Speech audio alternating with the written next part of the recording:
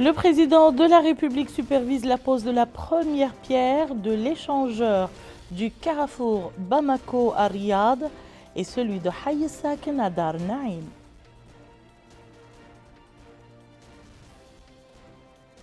Le président de la République supervise l'achèvement du premier projet du réseau urbain de 2020 et pose la première pierre du nouveau réseau routier long de 47 km.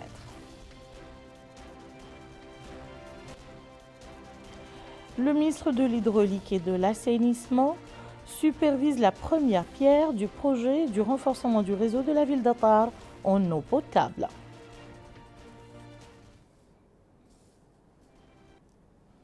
C'était les titres de cette édition, Madame, Monsieur, bonsoir. Un journal que nous ouvrons par les activités du président de la République, Mohamed El-Cheikh El-Ghazouani, qui a supervisé aujourd'hui dans la Muqata'a de Riyad la pose de la première pierre de la construction de 2 échangeurs dans la capitale, l'inauguration du réseau urbain pour l'année 2020 à Nouakchott, le lancement des projets du réseau urbain de la capitale pour l'année 2021. Bokar Baylaba revient sur la pose de la première pierre de l'échangeur du carrefour PK10, plus connu sur le nom du carrefour Bamako. C'est la bonne nouvelle qu'attendaient depuis fort longtemps les habitants de Nouakchott. Ainsi, un échangeur sera construit au niveau du carrefour Bamako, dans la Muqata'a de Riyad, dans la wilaya de Nouakchott Sud. Et c'est le président de la République, M. Mohamed El-Cheikh El-Ghazouani, qui a supervisé la pose de la première pierre de la réalisation de cet ouvrage. L'échangeur du carrefour de Bamako s'inscrit dans le cadre du programme élargi Mes priorités du président de la République. Il est un exemple vivant du développement des infrastructures de la capitale. Il représente le deuxième volet du projet de construction et d'aménagement de carrefour à Nouakchott, mis en œuvre par le ministère de l'Équipement et des Transports, et le moyen idéal de relier les différents quartiers de la capitale Nouakchott. C'est un exemple frappant du développement des infrastructures de la capitale et une contribution à leur donner une nouvelle image plus attrayante. Et lors du cérémonial des allocutions, le ministre de l'Équipement et des Transports, Ahmedou Mohamedou Hamid, a déclaré que le programme prioritaire élargi du président de la République comporte un volet lié au développement d'infrastructures pour accélérer la croissance. Il a indiqué que la construction de 2 échangeurs à Nouakchott contribuera à la fluidité de la circulation et la réduction des embouteillages au niveau des carrefours. En plus, cela permettra de renforcer une bonne image de la capitale. Le ministre de l'Équipement et des Transports a par ailleurs déclaré que la réalisation de ces ouvrages sera faite selon les règles de l'art. Autre intervention, c'est celle faite par le maire de la commune de Riyad, Abdallahi Mohamed Idriss, qui a salué cette réalisation qui brisera selon lui l'isolement de la Muqata'a de Riyad, fluidifiera la circulation routière et en fera une zone centrale de circulation fluide. Il a déclaré que la commune de Riyad sera le meilleur témoin de l'accomplissement par le président de la République de ses engagements à travers le programme Mes priorités.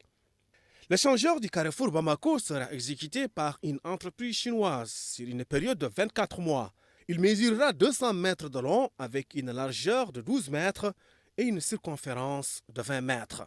Pour le coordinateur du projet de construction de l'échangeur du carrefour Bamako, Mohamedou Mohamed Mahmoud, cet ouvrage contribuera à relever les défis confrontés au niveau des carrefours, précisant qu'il ajoutera une nouvelle touche à l'infrastructure routière de la capitale. Mohamed Salem El-Cheikh El-Alem, représentant de l'entreprise chinoise, explique que l'échangeur, qui sera constitué de poutres en béton armé, englobera de routes qui seront construites parallèlement à cette infrastructure. L'objectif est d'éviter les embouteillages pendant sa période de construction et il sera équipé de signalisation pour guider les usagers afin d'assurer la fluidité du trafic. Coût du projet, plus de 172 millions de guillas financés par l'État mauritanien et durée d'exécution 24 mois. Chose promise, chose due dans le cadre de la mise en œuvre du programme élargi de mes priorités pour le président de la République, M. Mohamed El-Cheikh El-Ghazouani, le secteur équipement et transport a œuvré à la réalisation du premier projet du réseau urbain de 2020 d'une longueur de 40 km dans un délai de 14 mois. Ce projet est aujourd'hui achevé dans les délais fixés et conformément aux prescriptions du cahier de charges. Melika Narli. C'est dans une atmosphère festive que les citoyens se sont amassés le long des routes, conduisant à l'emplacement où le président de la République, M. Mohamed El-Cheikh El-Ghazouani, a procédé à la coupure du ruban symbolique augurant du lancement des projets de réseau urbain de la capitale, dont celui de 40 km. Il a également donné le coup d'envoi d'un autre projet de réseau urbain d'une longueur de 47 km. Cette opération entre dans le cadre de la mise en œuvre du programme élargi Mes priorités du président de la République, un programme ambitieux annoncé dans son programme électoral. Les normes techniques et les procédures en vigueur sont conformes aux prescriptions du cahier de charges. Des explications détaillées ont été données au président de la République sur les caractéristiques techniques, les délais de réalisation et les moyens mobilisés pour leur mise en œuvre. La mise en place de ce réseau a pris en compte les lacunes et défauts reprochés à l'ancien réseau routier. Les normes techniques ont été observées scrupuleusement, assurant ainsi une durée de vie considérable pour les ouvrages réalisés. Le président de la République a également reçu des explications données par les responsables. C'est ainsi que techniquement, toutes les normes de qualité ont été observées. La couche de base est d'une épaisseur de 20 cm, une couche de gravier bituminé d'une épaisseur de 8 cm et une couche de roulement de 5 cm qui confèrent à la route toutes les normes de qualité. À la fin de ces travaux, ont débuté les travaux d'un autre réseau avec les mêmes caractéristiques. Le président de la République a reçu des explications détaillées quant aux caractéristiques techniques de ces 47 km. La durée prévue des travaux est de 15 mois. Au cours des explications données par les responsables, le président de la République a insisté sur l'importance à accorder à la qualité technique et au respect du cahier de charges, notamment en ce qui concerne les délais d'exécution. D'autant que la population mauritanienne attend beaucoup de ces réseaux routiers, infrastructures de base indispensables au développement du pays, symbolisées par le drapeau national flottant au vent. C'est ainsi que des routes bitumées sortent des dunes de sable et permettent ainsi de briser l'isolement et l'enclavement de zones entières, les éloignant d'infrastructures de base essentielles au développement. Ces routes modernes font partie du nouveau réseau routier. Le choix des tracés s'est fait sur la base d'une priorisation en fonction de la densité démographique, des zones des quartiers les moins favorisés et de l'intensité du réseau routier. Les axes relient ainsi les quartiers nord de Tougenine à l'ancien aéroport de Darnaïm. La route Etiwe est d'une longueur de 6 km. Grâce à cette route, souligne ce citoyen, les quartiers revivent avec leurs palmeraies. Les citoyens, quant à eux, sont on ne peut plus heureux de ces nouvelles routes, signe d'espoir et d'une vie meilleure qui les propulse au devant d'un avenir meilleur. Cette extension portera sur des zones centrales et des quartiers vitaux de la ville, notamment la route du port de Nouakchott d'une longueur de 7 km, la route reliant l'université moderne de Nouakchott et le carrefour centre-émetteur passant par Tefrakzena et l'axe Tanit d'une longueur de 3 km. Les travaux seront réalisés par la Société des travaux de transport, de nettoyage et d'entretien et supervisés par l'Office national des travaux et de l'entretien. Autre activité du président de la République, M. Mohamed El-Cheikh El-Ghazouani, le lancement des travaux d'un échangeur au niveau de Hayi Saken à Nouakchott. Cet échangeur qui sera construit à l'intersection de la route vers le quartier résidentiel pour réduire les embouteillages et donner un look urbain à la capitale Nouakchott est une autre concrétisation du programme du président de la République. Boubacar Baylaba. L'échangeur de Hayi Saken dans la wilaya de Nouakchott Nord prendra cette forme une fois son exécution terminée. Objectif, désengorger la circulation dans cette partie de la ville de Nouakchott. En d'autres termes, il s'agit de rendre fluide la mobilité entre les quartiers démocrates de cette wilaya. Le projet est ambitieux et novateur. D'ailleurs, c'est le président de la République, M. Mohamed El-Cheikh El-Ghazouani, qui a supervisé la pose de la première pierre de la construction de cet ouvrage.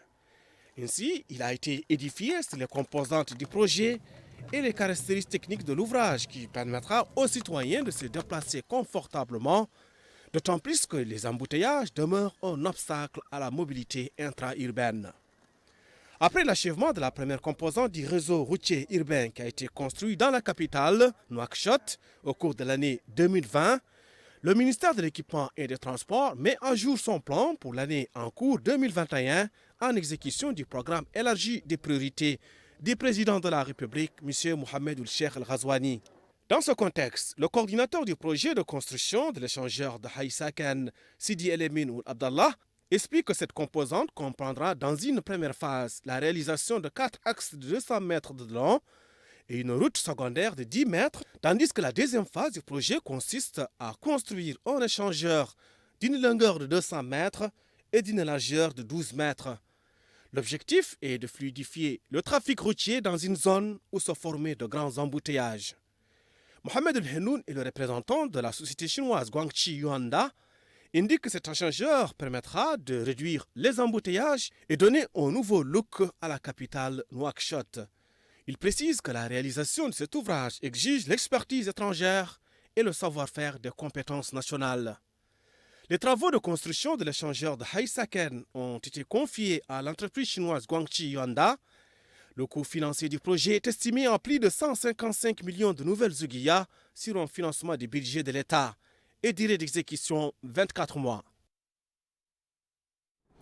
Le ministre de l'Emploi et de la Formation professionnelle et son homologue de l'Action sociale, de l'enfance et de la famille ont supervisé aujourd'hui à Nouakchott la signature d'un accord avec les 3 syndicats de femmes.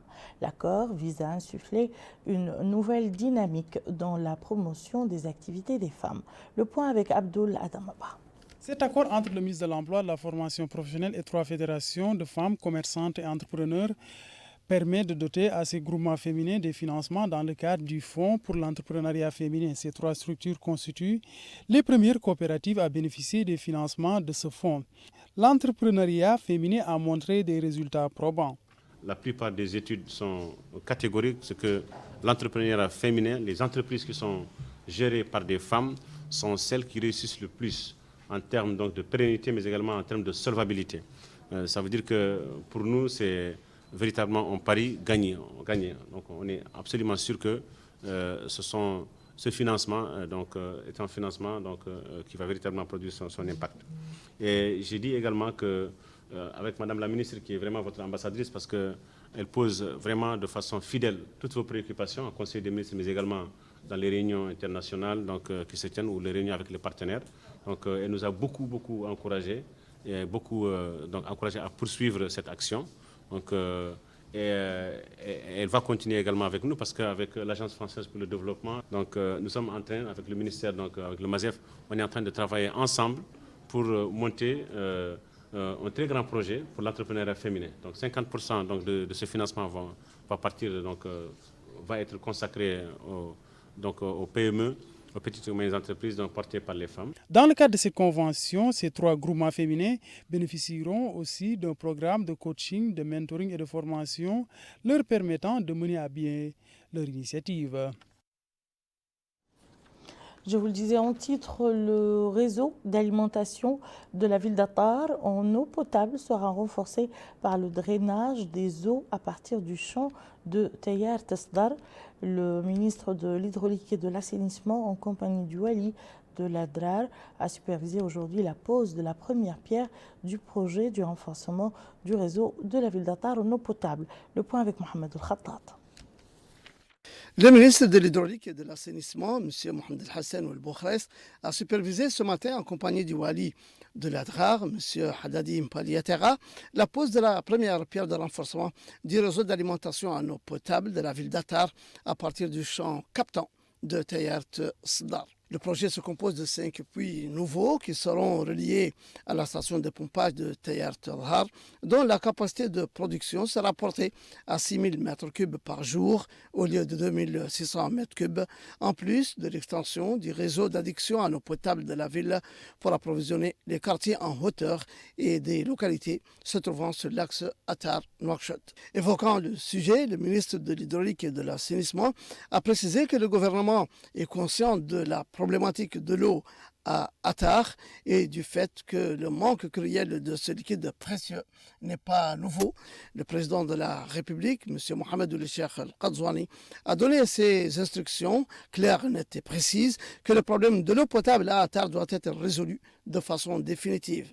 C'est ainsi, ajoute le ministre, que ce projet a été inscrit parmi les programmes prioritaires et une enveloppe de 1 milliard d'anciens Ouguiya a été levée pour régler la question définitivement d'ici 2027. Pour cette fois, dit-il, l'intervention portera sur le forage de puits, le renforcement du réseau de canalisation sur 17 km et la quantité d'eau potable approvisionnant la ville sera multipliée par 2. L'occasion pour les élus de louer cette réalisation qui permettra de résoudre définitivement la problématique de l'eau potable dans la wilaya. Ainsi, le vice-président du conseil régional de la wilaya de l'Adrar a salué ces efforts des pouvoirs publics pour régler le problème de l'eau potable en précisant que les populations sont aujourd'hui très heureuses de cette annonce, mais qu'elles le seront davantage si le problème est résolu une fois pour toutes et pour toute la wilaya. Même son de cloche chez le maire de la ville d'Attar qui a indiqué que ce projet constitue l'espoir attendu par toute la population de la ville d'Attar qui compte 38 000 habitants. Et pour cela, il remercie le ministre, le gouvernement et tous ceux qui ont aidé à résoudre ce problème d'alimentation en eau potable de la ville d'Attar et de la wilaya de l'Adrar en général. Les travaux de renforcement de l'alimentation en eau potable de la ville d'Attar seront exécutés par la Société nationale de l'eau et dureront 24 mois. Des membres du gouvernement ont commenté hier les résultats du Conseil des ministres qui s'est déroulé plus tôt dans la matinée. Il s'agit du ministre de la Culture, de la Jeunesse et des Sports et des relations avec le Parlement, porte-parole du gouvernement, M. Mokhtar Ould-Dahi, du ministre du Pétrole, des Mines et de l'Énergie, M. Abdessalam Ould Mohamed Saleh, et du ministre de l'Élevage, M. Mrabt Ould-Bonnahi. Amina Takan. Comme à l'accoutumée, des membres du gouvernement ont commenté les résultats du Conseil des ministres à l'issue de ce conseil. Il s'agit du ministre de la Culture, de la Jeunesse, des Sports et des Relations avec le Parlement, porte-parole officiel du gouvernement, Mokhtar Ould-Dahi, et respectivement le ministre du Pétrole, de l'Énergie et des Mines et celui de l'Élevage, Mohamed Abdessalam Ould Saleh et Mrabt Ould-Bonnahi. Dans son mot introductif, le porte-parole du gouvernement a indiqué que le Conseil a examiné et adopté plusieurs projets de décrets et de communication. Le premier à monter au créneau est le ministre du Pétrole, de l'Énergie et des Mines qui a donné plus de détails sur le projet entrepris avec COAP Global. Le ministre du Pétrole a souligné qu'un processus vers le développement de l'énergie verte en Mauritanie a été enclenché grâce à cet accord de la société américaine.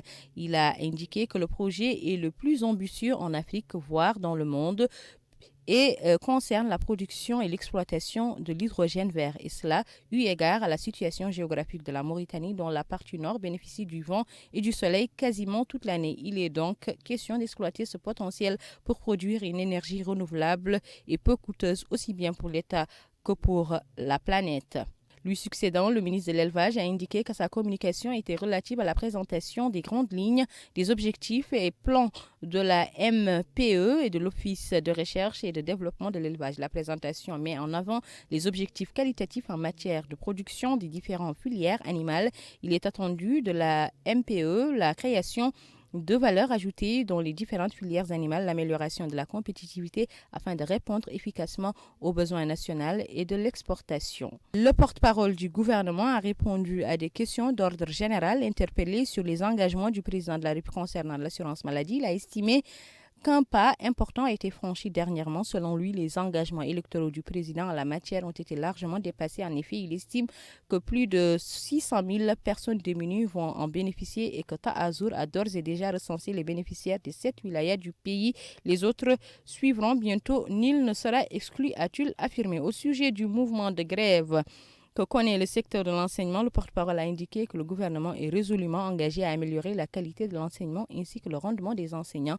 Il admet toutefois que le droit de grève est inaliénable, mais qu'il doit être motivé. Selon lui, à peine entre 20% et 30% des employés des enseignants ont suivi le mot d'ordre.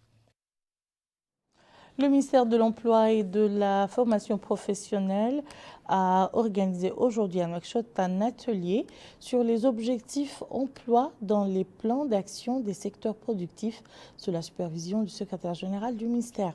L'objectif principal de cet atelier est de contribuer à une mise en œuvre efficace de la stratégie nationale de l'emploi. Eminem Tahlil. Compte tenu des défis économiques engendrés par la pandémie de la Covid-19 au niveau de l'emploi, qui a entraîné l'augmentation du taux de chômage, en plus du manque de conformité existant entre la formation et la demande du marché du travail, le présent atelier qu'organise la Direction régionale de l'emploi au ministère de l'Emploi et de la formation professionnelle vise à inclure les objectifs de l'emploi dans le plan d'action des secteurs productifs. Le secrétaire général du ministère a affirmé l'importance des politiques sectorielles dans le traitement du problème du chômage à travers les choix stratégiques retenus visant à renforcer de manière organisée le lien existant entre les politiques sectorielles et la problématique du chômage qui a été mise en exergue par un communiqué conjoint entre le ministère de l'Emploi et de la formation professionnelle et celui des affaires économiques et de la promotion des secteurs productifs, et ce, sur la participation des secteurs productifs dans les objectifs du plan quinquennal de l'emploi. Le ministère qui avait établi un processus de concertation avec les secteurs productifs afin d'inclure ces objectifs dans ses programmes futurs.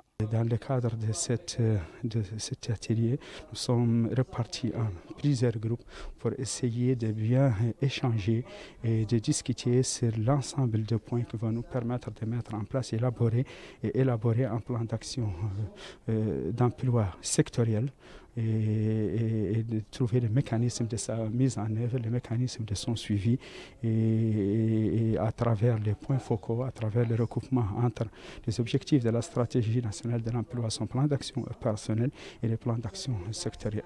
Les participants à cet atelier œuvreront à ressortir les recommandations destinées à traiter la problématique du chômage et à réaliser le plan d'action quinquennal relatif à l'emploi.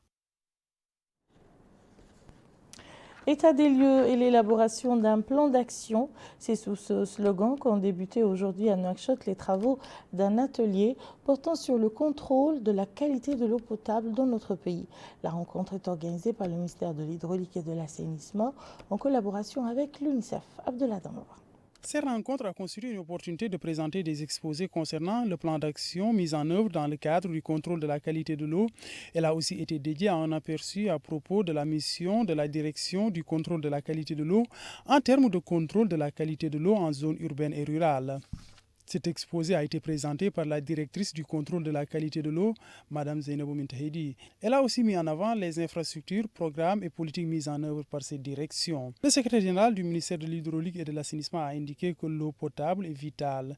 C'est pourquoi, dit-il, nous cherchons dans ce cadre à prospecter cette matière et mettre en place des infrastructures tout en assurant son approvisionnement. Il a aussi indiqué que le président de la République exige, dans le cadre de son programme, mes engagements à accélérer les travaux de réalisation d'infrastructures hydrauliques dont les projets d'Aftoud, de Dhar, de Bourdida entre autres. Grâce à des efforts consentis ces dernières décennies, notamment durant la période des objectifs du millénaire, des progrès très substantiels ont pu être réalisés concernant l'accès à l'eau. Il n'en est pas de même pour la qualité. En effet, assurer la qualité de l'eau consommée est une opération complexe. L'eau pouvant être contaminée à tout moment, que cela soit à la source, au point de collecte, lors du transport ou de son stockage, voire au point d'utilisation. C'est pourquoi, reconnaissant ce défi majeur, l'agenda 2030 pour le développement et ses objectifs de développement durable mettent un accent particulier sur la qualité de l'eau, en précisant l'indicateur relatif à l'accès à l'eau par la notion d'accès à l'eau en toute sécurité. Rappelons que les ODD visent à assurer l'accès universel et équitable à l'eau potable à un coût abordable. À présent, la situation épidémiologique du pays relative au Covid-19 qui a été caractérisée ces dernières 24 heures par 45 nouveaux cas de contamination, 67 guérisons et malheureusement 2 décès.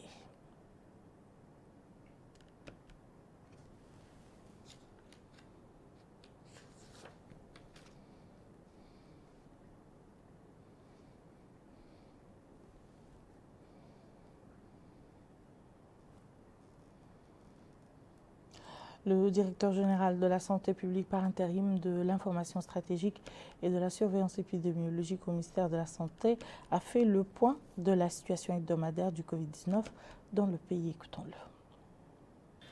Bienvenue dans le point de presse hebdomadaire du ministère de la Santé relatif à la pandémie Covid-19 pour vous présenter la situation épidémiologique pour la semaine dernière.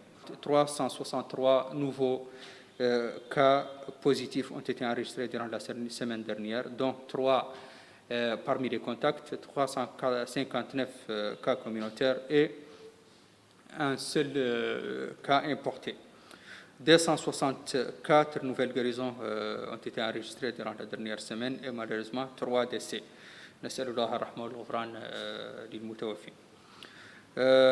Pour la répartition des nouveaux cas par région, 3 nouveaux cas ont été enregistrés durant la dernière semaine à Hout Sharqi, 0 à Hout Gharbi, 12 à Nasaba, 22 au Gorgol, 5 au Brakna, 13 au Trarza, 16 à Nadrar, 61 au Gudimaga, 16 à Dakhlet Nouadhibou, 6 au Tagan, 7 à Tirzamour, 4 à Inchiri, 53 à Nouakchott Nord, 99 à Nouakchott Ouest et 46 à Nouakchott Sud. Nous avons aujourd'hui 572 cas actifs Covid-19, dont 520 asymptomatiques, 36 avec des symptômes simples et 16 avec situation critique. Le cumul de cas positifs enregistrés depuis le début de la pandémie est de 19 650, dont 9 107 cas contacts, 10 347 cas communautaires et 196 cas importés. Le cumul de cas de guérison enregistrés depuis le début de la pandémie est de 18 614 et le cumul de décès est de 464. Pour les tests réalisés durant la semaine dernière sont au nombre de 9 346, dont 2 tests de suivi et 9 344 tests de diagnostic, répartis en 6 509 TDR, tests rapides, et 2 835 tests PCR. Pour la répartition des nouveaux tests durant la semaine dernière et par région, 3 828 ont été réalisés en Nouakchott Ouest, 960 à Hout Sharqi, 818 au Guidimaqa, 660 à Dakhlet Nouadhibou, 529 à Inchiri, 476 au Trarza, 399 à Hout el-Gharbi, 371 au Gorgol, 287 au Brakna, 274 à Nouakchott Nord, 236 à Nouakchott Sud, 235 à Nasaba, 111 à Tirzamour, 106 à Nadrar et 56 au Tagan. Depuis le début de la pandémie, 320 003 tests ont été réalisés, dont 29 023 tests de suivi et 290 980 tests de diagnostic, répartis en 196 945 tests rapides TDR et 94 035 PCR. Pour la situation des malades hospitalisés, durant la dernière semaine, 70 nouvelles hospitalisations ont été enregistrées dans tous les hôpitaux du pays, dont 57 avec situation légère et 12 avec situation grave. 28 sorties d'hôpital ont été enregistrées la semaine dernière. Pour la répartition des malades dans les hôpitaux, 2 à Nouadhibou, 2 dans le centre hospitalier de Siribabi, 1 au centre hospitalier de Kifa, 1 aussi au centre hospitalier de Kaïdi, 2 au centre hospitalier de Zouaret, 5 au centre hospitalier des spécialités à Nouakchott, dont 4 graves, 6 au centre national de cardiologie, dont 4 graves, 27 au centre hospitalier national, dont 7 graves, 1 au centre hospitalier de l'Amitié, 5 au centre hospitalier Cheikh Zayed, un total de 52 hospitalisés, dont 16 graves. Nous souhaitons prompt rétablissement aux malades. Le cumul des cas d'hospitalisation enregistrés depuis le début de la pandémie est de 2888, dont 2326 avec situation légère et 562 avec situation grave. Aussi, un cumul de 2575 sorties d'hôpital ont été enregistrées depuis le début de la pandémie. Pour la situation de la vaccination, durant la dernière semaine, 6391 nouvelles doses ont été administrées et 376 doses complètes de vaccination. Le cumul des doses administrées depuis le début de l'opération de la vaccination est de 32 931. Je vous remercie. On se souvient que le président de la République, M. Mohamed El-Cheikh Ghazouani, a supervisé vendredi dernier la cérémonie du lancement officiel d'une assurance maladie complète et gratuite pour 100 000 ménages les plus pauvres. Aussitôt lancée, cette opération a connu son exécution sur le terrain.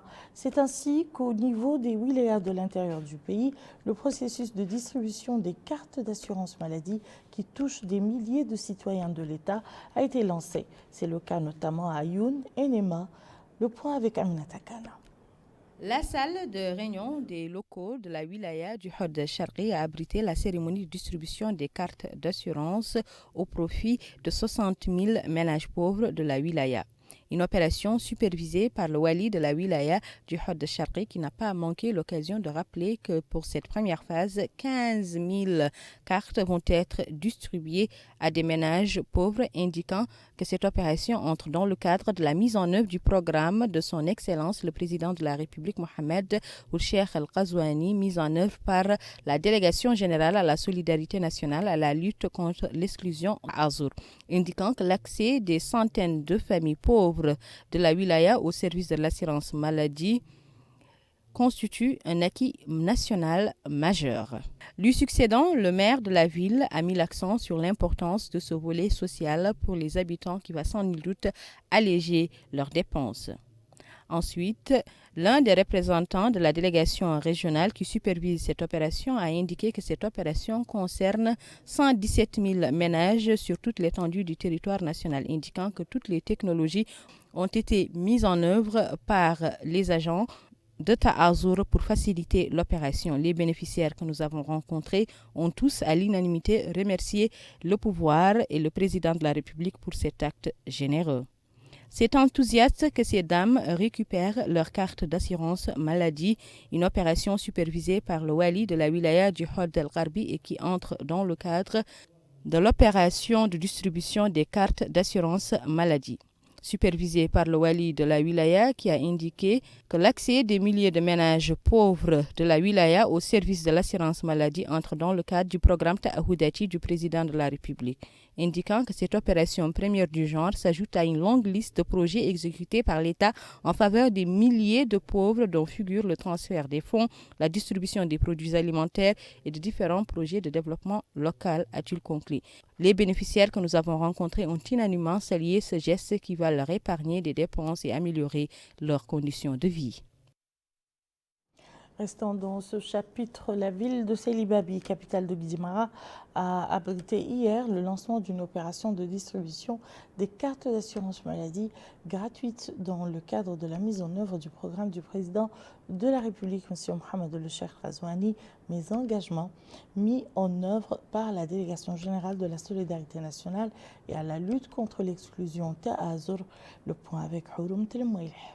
Cette opération qui concerne 100 000 familles de la wilaya de Guidjimara s'inscrit dans le cadre de la mise en œuvre du programme du président de la République, M. Mohamed El-Cheikh Ghazouani, mes engagements, mis en œuvre par la Délégation générale à la solidarité nationale et à la lutte contre l'exclusion, Ta'azour. À cette occasion, le wali de Guidjimara, M. Tayyiboul Mohamed Mahmoud, a souligné les efforts déployés par l'État pour soutenir les groupes vulnérables sur l'ensemble du territoire national. Il a ajouté que ces cartes d'assurance maladie vont leur permettre de recevoir gratuitement tous les services médicaux au sein des établissements de santé. Le coordinateur du programme Tekavoul, M. Moulay Hassan Oul-Zaidan, a indiqué que la prise en charge des soins de santé consiste un levier essentiel pour le développement économique et la cohésion sociale. De son côté, le président du conseil régional de la wilaya de Guidjimara, M. Issa Koulibaly, a salué au nom des populations de la wilaya cette initiative qu'il a qualifiée d'humanitaire. Quant aux maires des communes bénéficiaires, ils ont souligné l'importance du volet social dans le programme prioritaire du président de la République. L'assurance maladie pour ce grand nombre de citoyens reflète l'objectif de l'État à se concentrer sur la santé des citoyens comme pilier de développement. Aleg et Kayedi ne sont pas en reste. Ces deux capitales ont vu l'exécution de la distribution de cartes d'assurance maladie qui leur permettront l'accès des prestations couvertes par l'assurance maladie complète et gratuite. Najia Jekani. La wilaya du Brakna a bénéficié du lancement de l'opération de distribution des cartes d'assurance maladie dans le cadre de la mise en œuvre du programme du président de la République, M. Mohamed Cheikh El-Ghazouani, mes engagements mis en œuvre par la délégation générale à la solidarité nationale et à la lutte contre l'exclusion TAAZO. Le lancement de cette opération s'est déroulé en présence du Wali Moussaïd. À cette occasion, le Wali Moussaïd, M. Mohamed El-Mokhtar Babber, a précisé que cette opération permettra aux couches vulnérables et à ceux souffrant de maladies chroniques de bénéficier du cash transfert et d'améliorer leur pouvoir d'achat. De son côté, le coordinateur de l'opération de distribution à la wilaya du Brakna, M. Talbakhiyar Cheikh Melainin, a indiqué que le nombre de bénéficiaires du premier lot de cette opération dépasse 16 000 citoyens. Il a ajouté que toutes les communes et les muqatas de la wilaya bénéficieront de cette opération. Les bénéficiaires ont exprimé leur satisfaction quant à cette distribution de cartes d'assurance maladie. La délégation générale à la solidarité nationale et à la lutte contre l'exclusion TAAZOR continuera l'opération de distribution des cartes d'assurance maladie au niveau de la wilaya. Par ailleurs, la wilaya d'Igorgol, qui a également bénéficié de cette opération qui a été officiellement lancée par le président de la République, M. Mohamed Cheikh El-Ghazouani. Au cours du lancement de cette opération, le wali d'Igorgol, M. Ahmed Noul Sidibbo, a distribué des cartes d'assurance maladie au profit des familles nécessiteuses. Le wali a indiqué que cette rencontre a pour objectif la distribution des cartes d'assurance maladie à 72 000 citoyens. Il a ajouté que le nombre de cartes qui a été distribué est au nombre de 22 197 et le restant sera distribué dans un futur proche, Inch'Allah, dès que les procédures techniques seront terminées. Le Wali a ajouté que cette opération entre dans le cadre du programme Mes engagements du président de la République. Les bénéficiaires ont loué cette initiative. L'opération de distribution des cartes d'assurance maladie, lancée par le président de la République, contribuera sans nul doute à l'amélioration des conditions de vie des citoyens. Dans la wilaya du Houd Sharqi, les personnes bénéficiant de la première phase de la distribution de cartes d'assurance maladie ont pu entrer en possession de leur carte CNAM. Le lancement de l'opération a été supervisé par le wali adjoint de la wilaya, en présence bien sûr du représentant de la délégation générale à la solidarité nationale et à la lutte contre l'exclusion TAAZO. Le point avec Mohamed Khattat. C'est à partir des locaux de la wilaya du Trarza que la délégation générale à la solidarité nationale et à la lutte contre l'exclusion TAAZOR a donné le coup d'envoi de l'opération de distribution des cartes d'assurance maladie au niveau du Trarza. C'est ainsi que les personnes bénéficiaires de cette gratuité de l'assurance santé ont été convoquées pour acquérir leurs cartes.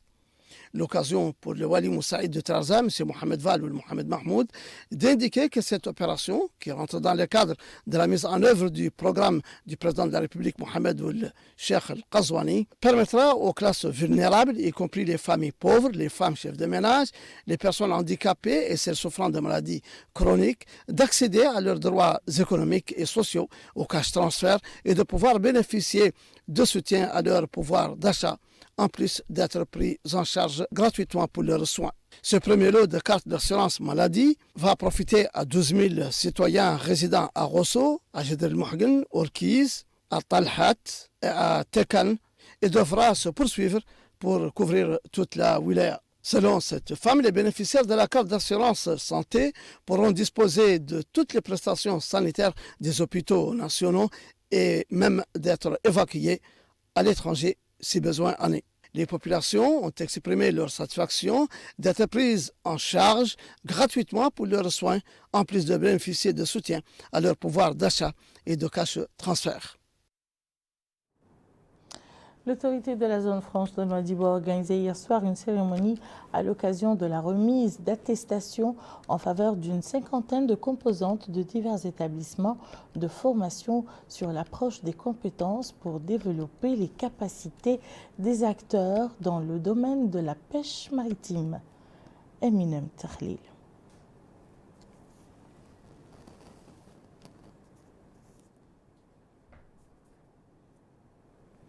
Et voilà qui met fin à ce journal. Je vous en rappelle les principales informations.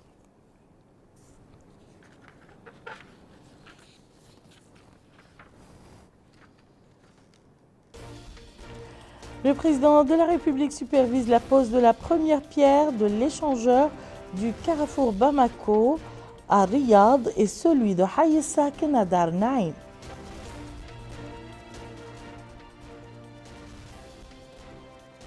Le président de la République supervise l'achèvement du premier projet du réseau urbain de 2020 et la pose de la première pierre du nouveau réseau routier long de 47 km. Et le ministre de l'Hydraulique et de l'Assainissement supervise la première pierre du projet de renforcement du réseau de la ville d'Atar en eau potable.